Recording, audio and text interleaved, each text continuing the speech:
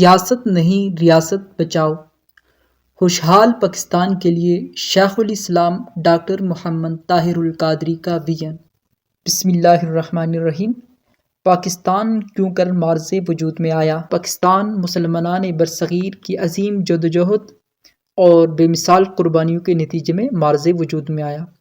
حقیقی معلومات علامہ محمد اقبال کے خواب کی تعبیر قائد اعظم محمد علی جناح نے ایک آزاد اور خود مختار پاکستان کی شکل میں ہمیں عطا کی کہ جہاں حقیقی اسلامی جمہوری نظام قائم ہو، معاشی مساوات، عدل و انصاف، حقوق انسانی کا تحفظ، قانون کا احترام اور امانت و دیانت جس کے معاشرتی امتیازات ہوں، جہاں حکمران عوام کے سامنے جواب دہ ہوں، جہاں فوج آزادی و خود مختاری کی محافظ ہو، جہاں آزاد اور خود مختار عدلیہ مکمل طور پر غیر جانبدار ہو اور فوری اور سستے انصاف کی ضامن ہو، جہاں بیوروکریسی عوام کی خادم ہو، جہاں پولیس اور انتظامیہ عوام کی محافظ ہو۔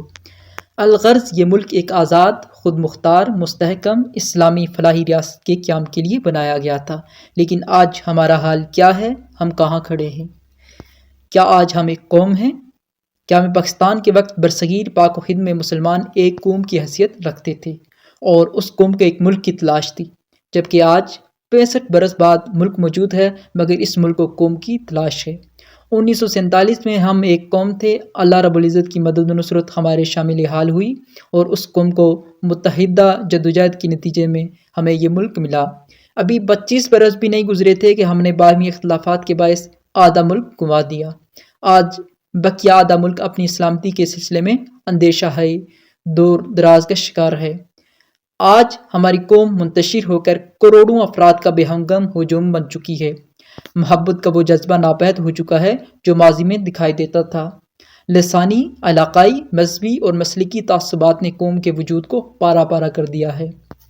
کیا موجودہ نظام ترقی کا ضامن ہو سکتا ہے؟ موجودہ نظام صرف اس ملک کی اشرافیہ اور چند مقتدر خاندانوں کو اقتدار کے ایوان تک پہنچانے کے لیے ترتیب دیا گیا ہے۔ عوام کے حقوق کی ادائیگی اور ان کی فلاح و بہبود کے لیے کاوش کرنا سرے سے ان مقتدر حلقوں کے ایجنڈے میں شامل ہی نہیں۔ یہی وجہ ہے کہ اس نظام کی بدولت قوم کو کرپشن، فراڈ، ناانصافی، جہالت، قتل و غارت، لوٹ کھسوٹ اور ذلت و رسوائی تو ملی، لیکن حقیقی تبدیلی کا خواب کبھی شرمندہ تعبیر نہ ہو سکا۔ انصاف مقتدر طبقات کی لونڈی ہے، جہاں جمہوریت ان کی عیاشی ہے، انتخابات ان کا کاروبار ہیں اور عوام ان کی غلام ہے۔ جو کچھ اس ملک میں جمہوریت کے نام پر ہو رہا ہے وہ کسی طرح بھی جمہوریت نہیں ہے بلکہ جمہوری و سیاسی آمریت ہے۔ نہ یہ حقیقی نظام انتخاب ہے اور نہ ہی اس طریقے سے کبھی حقیقی تبدیلی آ سکتی ہے۔ افسوس کہ آئندہ انتخابات میں بھی اس ملک کی باغ ڈور دوبارہ انہی کرپٹ سیاستدانوں کے ہاتھ میں دینے کی مکمل پلاننگ کی جا چکی ہے۔ مملکت خداداد کو کس کی ضرورت ہے؟ اگر آپ چند منٹ اللہ کی اس عظیم نعمت جیسے وطن عزیز کے مستقبل کے بارے میں سوچنے کے لیے وقف کریں تو آپ کا ضمیر آپ کو جھنجھوڑ کر کہے گا کہ اس وقت ملک کے لیے انقلابی بنیادوں پر نظام کی تبدیلی اشد ضروری بلکہ ناگزیر ہے۔ اس دھرتی کا فرزند ہونے کے ناطے آپ خود غور کریں کہ اس ملک کو صرف قیادت نہیں بلکہ اہل اور باصلاحیت قیادت کی ضرورت ہے۔ ایک ایسی قیادت جو اس ملک کے لیے ایک انقلابی ویژن رکھتی ہو اور جو ملک کو قوم کو حقیقی طور پر کچھ ڈیلیور کر سکے، جو ملک کو صحیح معنوں میں ایک باوقار اور خود مختار مقام دلا سکے، جو صرف گفتار ہی نہیں بلکہ کردار کی بھی غازی ہو، جو واقعی ایک بلند فکر اور عالی سوچ رکھتی ہو، جس کا مقصد صرف ملک و قوم کی خدمت ہو نہ کہ ذاتی مفادات کی تکمیل، جو علمی و عملی طور پر مضبوط بنیادیں رکھتی ہو اور دنیا عالم کے پلیٹ فارمز پر پاکستان کی نمائندگی کرنے کی اہل ہو۔ اب جائزہ لیتے ہیں کہ ان تمام معیارات پر پورا اترنے والی واحد قیادت شیخ الاسلام ڈاکٹر محمد طاہر القادری پاکستان کو کیسا دیکھنا چاہتے ہیں۔ شیخ الاسلام کیسا پاکستان چاہتے ہیں؟ عزیزان وطن، شیخ الاسلام ڈاکٹر محمد طاہر القادری نے قوم کو موجودہ غریب کش نظام میں حقیقی تبدیلی کا ایک انقلابی ویژن دیا ہے۔ آپ ایک ایسا پاکستان چاہتے ہیں جو علامہ اقبال کے خوابوں کی تعبیر اور قائد اعظم کی تصورات کی تکمیل ہو، جو حقیقی معنوں میں اسلامی و فلاحی جمہوری ریاست ہو۔ شیخ الاسلام ایک ایسا پاکستان چاہتے ہیں جس میں زرعی زمین، زرعی اراضی کی حد مقرر ہو۔ ایک خاندان کے لیے زرعی اراضی کی زیادہ سے زیادہ حد 50 ایکڑ مقرر ہو تاکہ جاگیردارانہ نظام کا خاتمہ ہو۔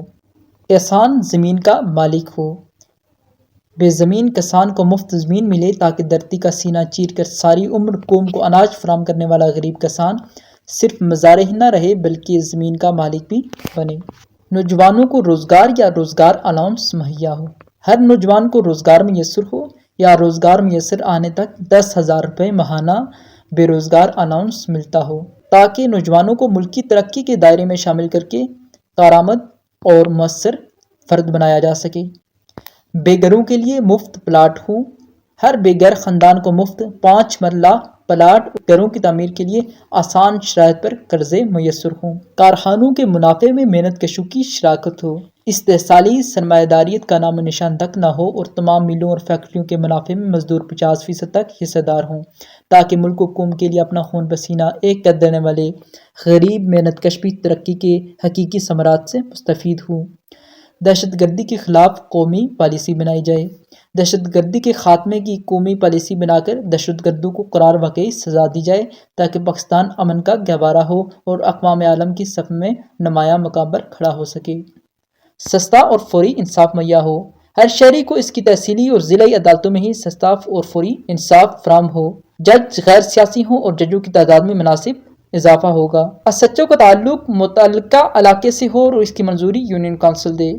میٹرک تک لازمی مفت تعلیم ہو۔ یکساں نصاب کے تحت میٹرک تک لازمی اور معیاری تعلیم مفت ہو اور اعلیٰ تعلیم کے لیے ہر خواہشمند طالب علم کو مناسب مواقع ملیں۔ ہائر ایجوکیشن کمیشن کی جاری کردہ ڈگریاں کینیڈا، امریکہ اور انگلینڈ کی یونیورسٹیوں کی ڈگریوں کے برابر ہوں۔ یکساں اور مفت علاج میسر ہو۔ تمام شہریوں کو یکساں اور مفت علاج کی سہولتیں میسر ہوں۔ شاہانہ صدارتی محل، وزیر اعظم ہاؤس، گورنر ہاؤس اور وزرائے اعلیٰ ہاؤسز کی جگہ یونیورسٹیاں، لائبریریاں اور ہسپتال قائم ہوں۔ خواتین کو مساوی مواقع اور مکمل سماجی و معاشی تحفظ فراہم ہو اور ان کے خلاف تمام امتیازی قوانین ختم ہوں۔ ٹیکس امیروں پر غریبوں پر نہیں۔ امیروں پر ٹیکس کی شرح زیادہ اور متوسط طبقے پر کم ہو جبکہ غریبوں پر بالواسطہ یا بلا واسطہ کسی طرح کا بھی ٹیکس نہ ہو۔ یوٹیلیٹی بلز پر ٹیکسز کا ظالمانہ نظام ختم ہو۔ تنخواہوں میں غیر عادلانہ فرق ختم ہو۔ سرکاری اور غیر سرکاری اور بڑے چھوٹے ملازمین کی تنخواہوں میں پایا جانے والا غیر عادلانہ فرق کم سے کم ہو۔ عوامی نمائندگان کے ثوابدیدی اختیارات شامل ہوں۔ صدر، وزیر اعظم اور گورنر اور وزرائے اعلیٰ کے پاس بے تحاشا ثوابدیدی اختیارات اور خصوصی مراعات بالکل نہ ہوں۔ ایم این ایز اور ایم پی ایز کو ثوابدیدی اور ترقیاتی فنڈ دینے کا مکروہ سلسلہ بند ہو۔ شیخ الاسلام ڈاکٹر طاہر القادری کے مطابق موجودہ نظام میں رہتے ہوئے کبھی بھی پاکستان کو ایک حقیقی جمہوری اور فلاحی ریاست نہیں بنایا جا سکتا۔ اس مقصد کے لیے پاکستان کے نظام میں انقلابی تبدیلیاں کرنی ہوں گی۔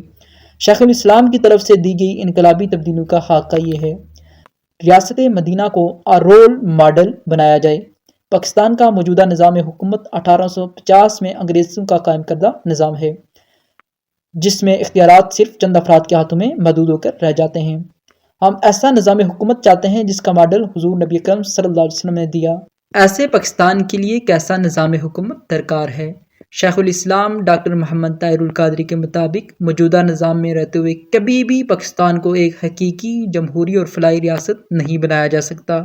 اس مقصد کے لیے پاکستان کے نظام میں انقلابی تبدیلیوں کی ضرورت ہے۔ شیخ الاسلام کی طرف سے دی گئی انقلابی تبدیلیوں کا خاکہ یہ ہے: ریاست مدینہ کو رول ماڈل بنایا جائے۔ پاکستان کا موجودہ نظام حکومت 1850 میں انگریز کا قائم کردہ نظام ہے جس میں اختیارات صرف چند افراد کے ہاتھوں میں محدود ہو کر رہ گئے ہیں۔ ہم ایسا نظام حکومت چاہتے ہیں جس کا ماڈل حضور نبی اکرم صلی اللہ علیہ وسلم نے دیا تھا۔ پاکستان کے لیے ہمارا رول ماڈل مدینہ ہے۔ جب آپ صلی اللہ علیہ وسلم نے ہجرت فرمائی اور مدینہ کو ریاست بنایا تو شراکتی جمہوریت دی اور ڈیولیوشن آف پاور کے ذریعے اختیارات کو نچلے درجے تک منتقل کیا۔ 10 آدمیوں کی یونٹس پر ان کا سربراہ نقیب بنایا اور 10 نقیبوں کے اوپر بھی ان کا سربراہ عریف بنایا اور پھر 100 عرفا پر مشتمل پارلیمنٹ بنائی اور تمام اختیارات آقا صلی اللہ علیہ وسلم نے نیچے منتقل کر دیے۔ عام آدمی کی براہ راست حکمرانوں تک رسائی تھی اور حکمرانوں کو براہ راست عوام سے رابطہ تھا اور لوگوں کے مسائل فوری حل ہونا شروع ہو گئے تھے۔ لہٰذا ضروری ہے کہ پاکستان کو اس مدینہ ماڈل کے مطابق بنایا جائے۔ وزیر اعظم کا انتخاب براہ راست ہو۔ وزیر اعظم کا انتخاب اراکین اسمبلی نہ کریں بلکہ جنرل الیکشن میں براہ راست عوام کے ووٹ سے ہو، تاکہ وزیر اعظم قائد عوام نہ ہو بلکہ قائد عوام ہو۔ وزراء کی تقرریاں میرٹ پر ہوں، وزراء کا انتخاب میرٹ پر ہو اور ذاتی پسند و ناپسند، اور تمام پارٹیوں میں وزارتوں کے بندربانٹ کی بجائے وزراء کا تقرر پارلیمانی کمیٹی کے ذریعے میرٹ پر کیا جائے۔ وہ کمیٹی تمام امیدواروں کا انٹرویو کرے اور اہل، قابل اور باصلاحیت فرد ہی وزیر بنے۔ جو ممبر جس محکمے کا وزیر بنے اس کے بارے میں مکمل علم رکھتا ہو تاکہ افسر شاہی اور بیوروکریسی کو امن مانی کرنے کا موقع نہ ملے۔ وزراء کی تقرریاں میرٹ پر ہوں، وزراء کا انتخاب میرٹ پر ہو، ذاتی پسند و ناپسند اور اتحادی پارٹیوں میں وزارتوں کی بندربانٹ کے بجائے وزراء کا تقرر پارلیمانی کمیٹی کے ذریعے میرٹ پر کیا جائے۔ وہ کمیٹی تمام امیدواروں کا انٹرویو کرے اور اہل، قابل اور باصلاحیت فرد ہی وزیر بنے۔ جو ممبر جس محکمے کا وزیر بنے اس کے بارے میں مکمل علم رکھتا ہو تاکہ افسر شاہی اور بیوروکریسی کو منمانی کرنے کا موقع نہ ملے۔ انتخابات میں مثبت تبدیلیاں کی جائیں۔ انتخابات متناسب نمائندگی کے نظام پر پارٹی لسٹ سسٹم کے مطابق ہوں تاکہ عوام برادری اور علاقائی مسائل کی بنیاد پر وننگ ہارسز کو ووٹ نہ دیں بلکہ سیاسی جماعتوں کو ان کی قیادت، منشور اور قومی پالیسیوں کے مطابق ووٹ دیں۔ انتظامی بنیادوں پر نئے صوبے قائم ہوں۔ لسانی اور نسلی بنیادوں پر نئے صوبے بنانے کے بجائے انتظامی بنیادوں پر اور ڈویژن کو صوبہ کا درجہ دے کر تمام صوبائی اخراجات ختم کیے جائیں تاکہ عوام کا سرمایہ عوامی اور فلاحی منصوبوں پر خرچ ہو۔ ہر صوبے کا گورنر عوام کے ووٹوں سے منتخب ہو۔ صوبائی سطح پر کوئی وزراء نہ ہوں۔ موجودہ شعبہ جاتی سربراہان گورنر کے ماتحت ہوں جو اس کے احکامات کے مطابق کام کریں۔ اختیارات نچلی سطح پر منتقل ہوں۔ مرکز کے پاس کرنسی، دفاع، خارجہ پالیسی، ہائر ایجوکیشن جیسے بنیادی محکمے ہوں۔ باقی محکمے صوبوں اور ضلعی حکومتوں کو منتقل کر دیے جائیں۔ مقامی حکومتوں کے انتخابات کرائے جائیں اور انہیں مالی اور انتظامی اور سیاسی اختیارات منتقل کیا جائے۔ ہر ضلع کا سربراہ میئر ہو اور جو براہ راست عوام کے ووٹوں سے منتخب ہو۔ ضلع پولیس ایڈمنسٹریشن اور جملہ ضلعی محکمہ جات میئر کے تابع ہوں۔ ہر تحصیل کا سربراہ ڈپٹی میئر ہو، وہ بھی عوام کے ووٹوں سے براہ راست منتخب ہو اور تحصیل کے تمام محکمہ جات اس کے تابع ہوں۔